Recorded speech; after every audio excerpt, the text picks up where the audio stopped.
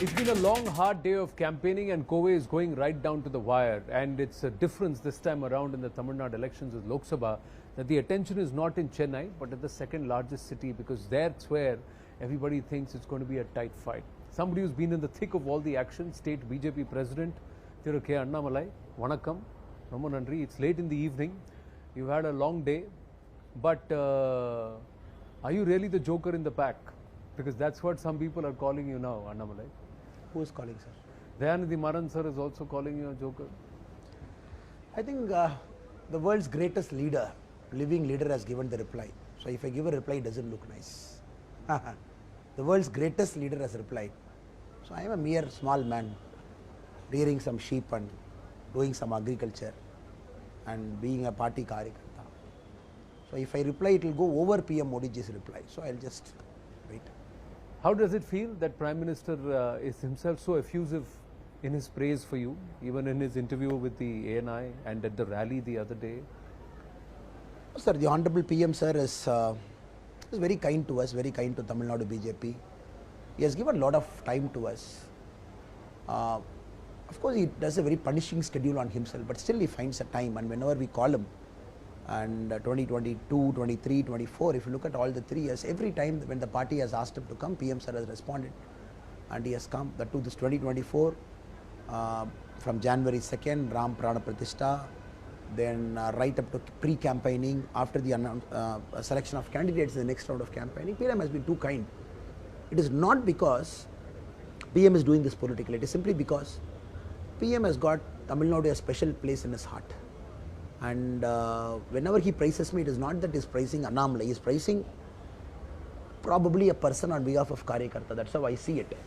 And whatever I do and represent, I represent all the Karyakartas, I represent the BJP party. So I take it that way, that PM is of course appreciating our hard work, of course appreciating all the Karyakartas' hard work. I'm just a face to it, sir. Today, earlier in the day, I met Singai Ramchandran also on the campaign trail here in Kovai. The call from there is that you are an import. You are from Karur. What are you going to do in Coimbatore? He himself is born and brought up in Coimbatore. The other opponent here in the three-way fight is a former mayor of Coimbatore. And the BJP has always seen its success, even out of the 9 out of the 11 assembly constituencies now are with the AIDMK. The one that is with the BJP, the ADMK says that's also because it was their vote that helped the BJP win there. So why fight from an area like Coimbatore, which is the ADMK bastion? Is there a underlying message there that needs to be relayed? No, it's a very clear message we are sending, sir. And June 4th will also send a very clear message from the people of Tamil Nadu that Coimbatore people will elect BJP with a record margin. I'm again telling that BJP will garner 60% of the votes polled in the city, in the whole parliamentary constituency. And now that's where the fight is. As a political party president, I have to go where the fight is. I can't just shy away from there and look for something else. When ADMK claims it is their fort, when BJP claims it is our fort, when DMK claims it is our fort, their fort, then it is up to the people. I am very, very confident that we have done a lot of groundwork, and the love and respect for Honorable PM is so high. And of course, DMK and ADMK I am challenging in this Coimbatore. They already done the first round of money distribution, 500 rupee per voter. So we are running a very clean campaign, and we are telling the people that let us do positive politics. And this election result in Coimbatore is going to set the tone for the next level of politics in Tamil Nadu. And I'm very, very confident and sure the people of Coimbatore adore Modiji and they like the current government, 10 years of our performance. So it is a no-brainer that BJP will win with a record margin in Coimbatore. So if you're so confident, then why are you campaigning even beyond the stipulated hours? That's the charge on you. I'm not campaigning beyond stipulated hours. People are there. I have to meet people. I can't sit in the room and say I'm not going to meet you. That is arrogance. A leader has to be in the ground, meet everybody. But the allegation is 10 மணிக்கு மேலயும் நீங்க வந்து campaign பண்ணிட்டு இருக்கீங்க. You're campaigning. I don't respond to allegations. I respond to fact. Do you have a fact? Have you seen me campaigning after 10? Do you have a video proof? Can you put out in CNN News 18? Has the police given you a videograph of I've spoken after 10? The video that's doing the rounds says Annamalai on top of a bus and he's shaking hands. So, and they say the time is past 10 p.m. It's around 10:30 in the evening. The Election Commission guidelines and rules are very clear. After 10, you are not supposed to operate the mic, you are not supposed to speak, you are not supposed to campaign, you are not supposed to seek votes, and you are not supposed to speak about yourself or about the party. It's very clear. And all the routes are predetermined, pre-designated for which permission was taken. Invariably, the last 2 points, when you run a very hard campaigning, almost 40-45 points every day, the last 4-5 points invariably get delayed. People assemble, people are waiting for 3-4 hours. It is your duty to go there, at least say namaste, say sorry, and tell them that I will come back again in a day. Today I have gone to a point called Irugur, which we missed it. Again I did it today, I have gone one more point. So the election commission rules are very clear. Don't do campaigning. It never says the candidate should jump out the vehicle at 9:59, run away, hide in a house and lock the room. And they have to show that I have campaigned. So is there somebody who does not want you to campaign? You just may mention Irudur, 4% energy after a long day, but 400% output there. What is the reason? Sir, I am a fighter, sir. I am a very aggressive fighter. I am not here to sit in the chair and spend my time and get into power. I am here to grow the party. My intentions are very clear. I am a pakka street fighter. And my politics is in the ground. I don't sit in the AC room and do politics. So Irugur is one such fight.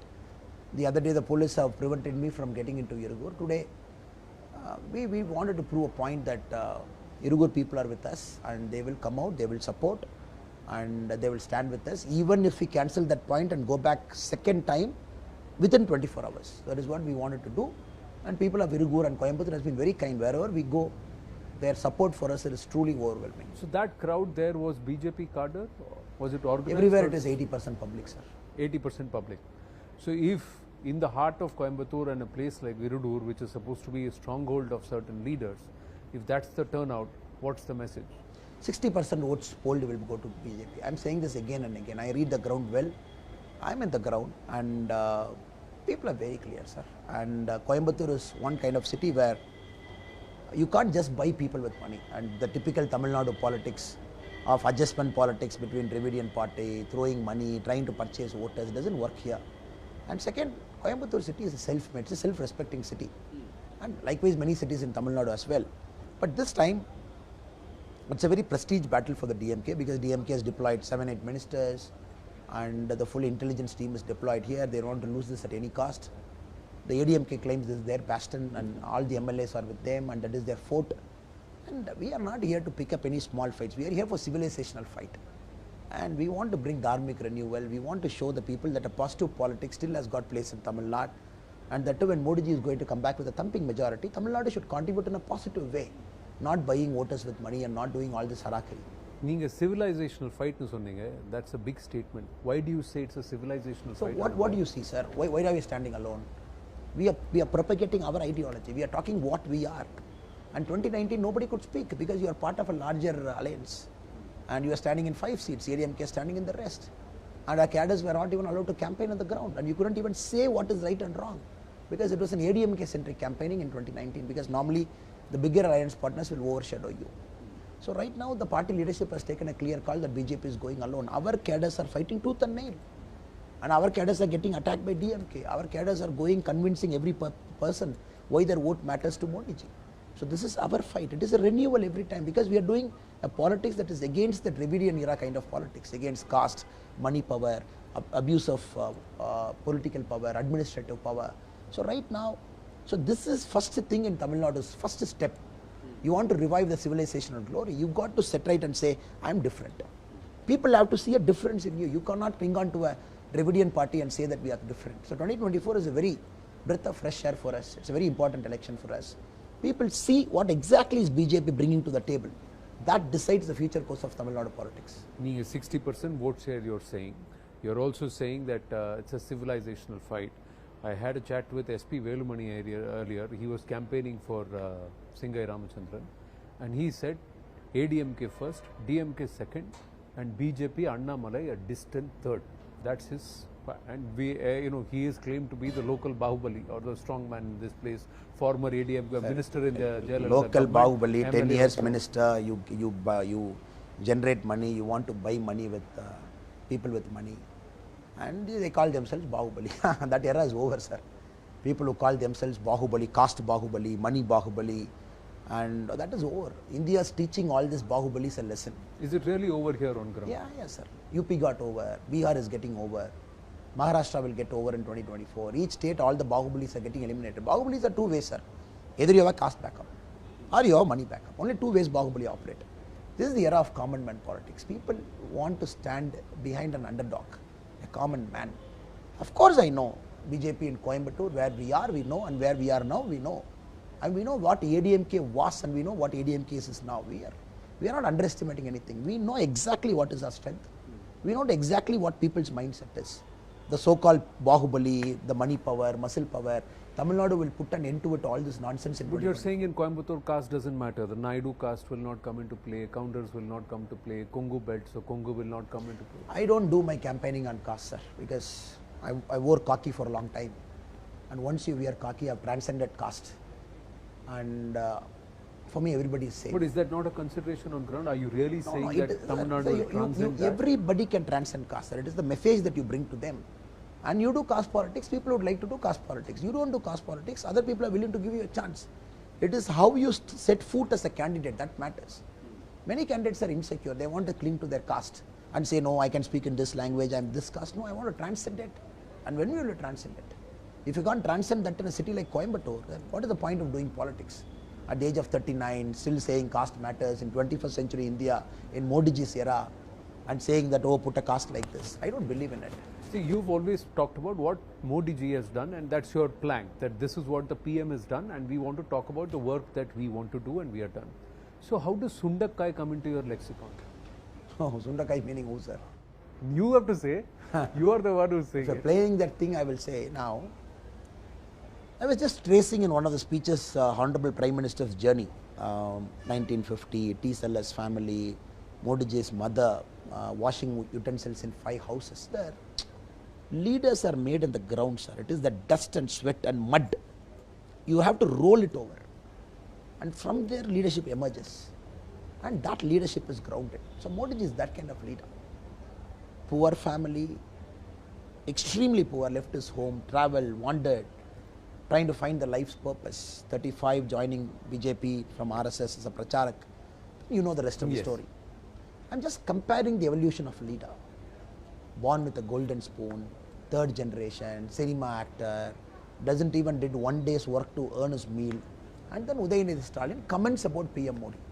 Oh, I am going to give PM Modi a new name. I am going to call PM Modi by this. I said, you are very Sundakkai. You are like, Sundakkai is the smallest thing that you can eat. You are like that. And then you are not even equal to a dirt in Modi ji's foot. The evolution of a leader there. Modi ji is a world leader now. He is a leader of leaders. 2014, yes, of course he was an Indian leader. 2024, he is a world leader. And the context is very clear, sir.